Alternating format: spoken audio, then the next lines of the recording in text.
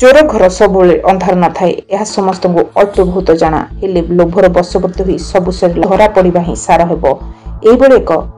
निच्छक चित्र देखा मिली नयगढ़ जिला चांदपुर बजार में चांदपुर मंगलासाईर जड़े युवक जहाँ नाम है पवित्र नायक और बयस 22 वर्ष पवित्र गत 3 तारिख राति चांदपुर बजार में रवींद्र साहू परिवा दुकान ताला भांगी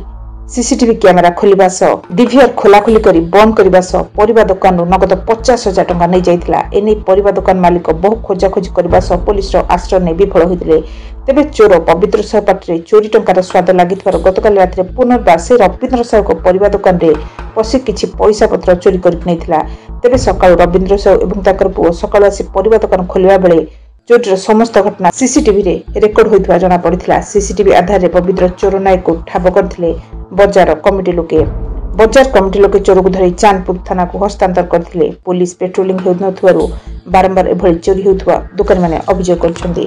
निराकपुर बालगस रोड से मोबाइल टीवी मनोरंजन साहू पिता रवींद्र कुमार साहू कौन हेज कहले से पिलाटी कौन करछि गत 3 तारिख राति गोटे रे मो दुकान रू हार्ड कैश 50,000 टका चोरी हैला तो सी आसी कैमरा फैमरा सब ऑफ करके डीवीआर फीआर सब ऑफ करके कैमरा फैमरा मुड़ी देके पळैतला जान धरि भी पाइनु गल्ला काली राति पुणी थे दुकान भीतर बसछि कि कैमरा रे विजुअल गुडा रही है के पछु तो खोजी के बाटर थल तो सकाळ खोजिले खोजी खोजी एनी पाइल तो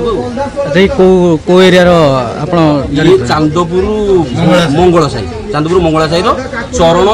नायक मो पुओ बाबा का आपण जणैलेनी